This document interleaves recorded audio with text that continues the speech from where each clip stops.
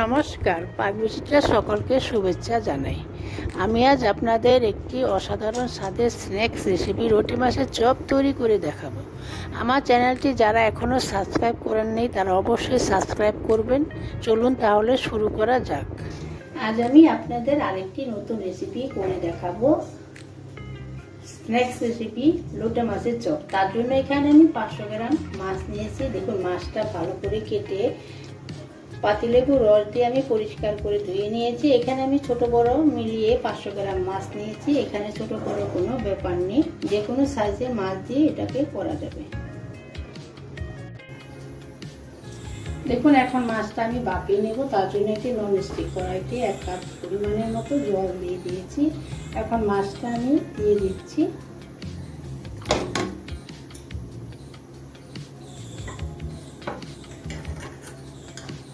চা চামচের হাফ চামচ নুন দিয়ে দিচ্ছি। চা চামচের হাফ চামচ হলুদ গুঁড়ো দিয়ে দিচ্ছি। এখন নুন আর হলুদ দিয়ে একটু নাড়িয়ে দিলাম। এখন ঢাকা দিয়ে দিচ্ছি। ঢাকা দিয়ে গ্যাসটা মিডিয়ামে রেখে আমি মাছটাকে ভাপিয়ে নেব। দেখুন, আমার মাছটা ভাপানো হয়ে গেছে। এখন আমি তুলে নিচ্ছি। তুলে আমি ঠান্ডা করে নিচ্ছি।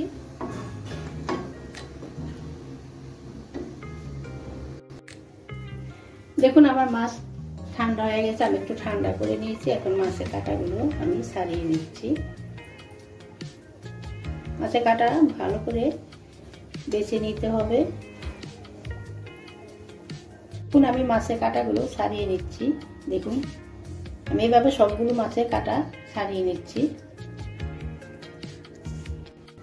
দেখুন, আমার মাছের কাঁটা বাছা হয়ে গেছে।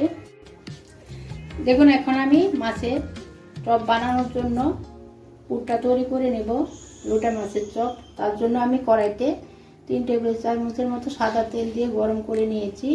এখন একটা মিডিয়াম সাইজের পেঁয়াজ আমি কুচি করে কেটে নিয়েছি। এখন এটাকে দিয়ে দিচ্ছি। এটাকে একটু লাল করে আমি ভেজে নিচ্ছি। গ্যাসটা আমি মিডিয়ামে রেখেছি। দেখুন, আমার পেঁয়াজটা ভাজা হয়ে গেছে, কালারটা চেঞ্জ হয়ে গেছে, হালকা ব্রাউন কালার হয়ে গেছে। এখন আমি 6 থেকে 7 কোয়া রসুন আমি কুচি করে কেটে নিয়েছি, দিয়ে দিচ্ছি।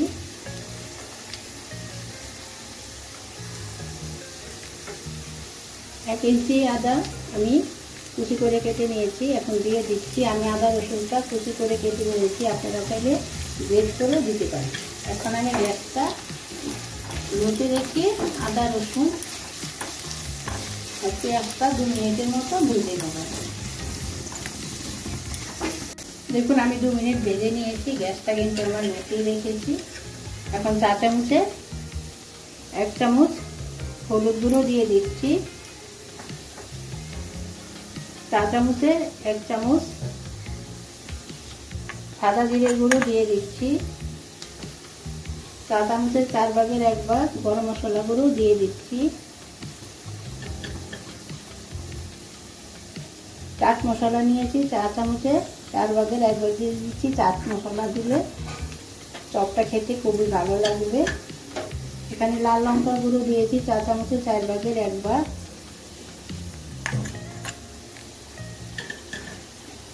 এখানে 2টো কাঁচা লঙ্কা আমি কুচি করে কেটে নিয়েছি। এখানে ঝালটা নুনটা আপনাদের স্বাদ অনুযায়ী দিবেন।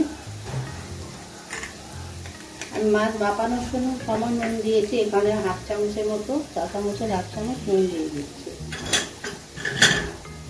এখন ভালো করে কষিয়ে নিচ্ছি।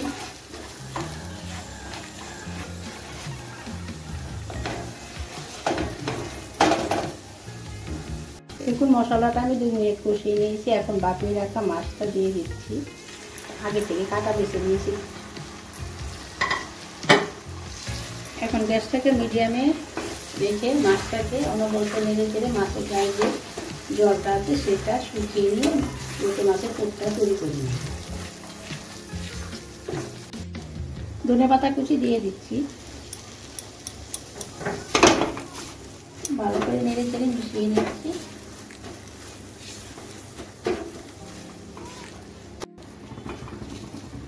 দেখুন আমার লোটে মাছের পুরটা তৈরি হয়ে গেছে চপ বানানোর জন্য। বেশি ড্রাই করবেন না। এখন আমি গ্যাসটা বন্ধ করে দিয়ে নামিয়ে নিচ্ছি। দেখুন লোটে মাছের চপ বানানোর জন্য মাছের পুরটা এখন আমি ঠান্ডা করে নিচ্ছি। দেখুন চপ বানানোর জন্য আমার পুরটা ঠান্ডা হয়ে গেছে। এখন আমি ছোট দুটো পাউরুটি নিয়েছি, দুইটা দিয়ে দিচ্ছি। এটা বাইন্ডিং এর জন্য দিচ্ছি। এখন এটা পাউরুটিটা এটার সাথে মেখে নিব। ভালো করে মেখে নিতে হবে যাতে পাউরুটিটা মিশ্রণের সাথে লোটে মাছের মিশ্রণের সাথে মিশে যায়। দেখুন আমার পাউরুটি দিয়ে লোটে মাছের পুরটা মাখা হয়ে গেছে। এখন আমি শেপ দিয়ে নিব।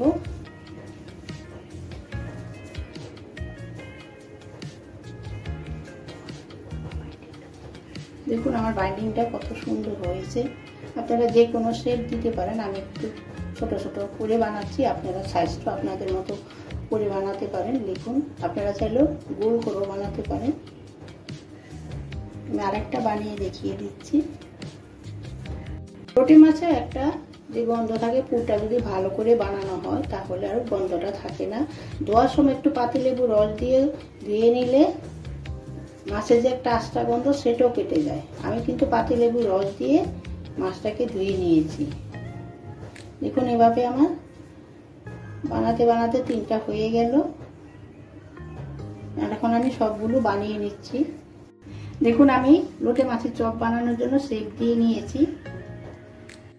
এখন আমি ময়দার একটা গোলা তৈরি করে নিব। তার জন্য এখানে আমি একটা পাত্র নিয়েছি, হাফ কাপের একটু কম ময়দা নিয়ে নিচ্ছি। কর্নফ্লাওয়ার নিয়ে নিচ্ছি 2 টেবিল চামচ। এখন আমি একটা ব্যাটার তৈরি করে নিব অল্প অল্প জল দিয়ে। দেখুন আমি ময়দার কর্নফ্লাওয়ারের গোলাটা তৈরি করে নিয়েছি। দেখুন ঘনত্বটা দেখুন, বেশি পাতলাও না বেশি ঘনও না। দেখুন চপগুলো এখন আমি কোট করে নেব। তার জন্য যে ময়দার কর্নফ্লাওয়ারের গোলা তো তৈরি করে নিয়েছি আর কিছু ব্রেড ক্রাম নিয়েছি। এখন একটা করে চপের শেপ দিয়ে আগে গোলা এভাবে চুবিয়ে নিচ্ছি, তারপরে ব্রেড ক্রামে দিয়ে দিচ্ছি।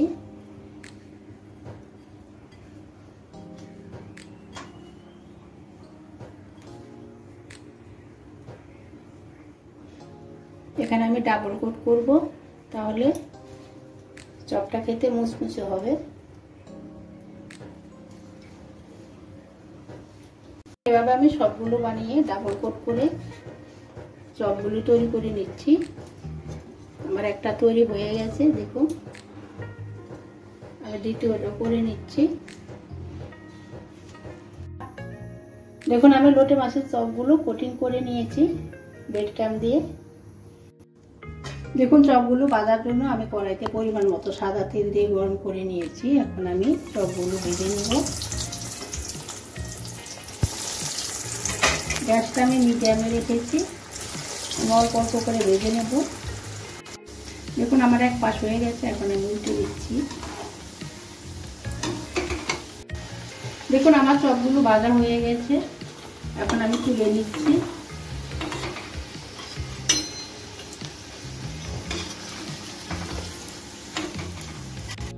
একই তেলে বাকিগুলো ভেজে নিচ্ছি।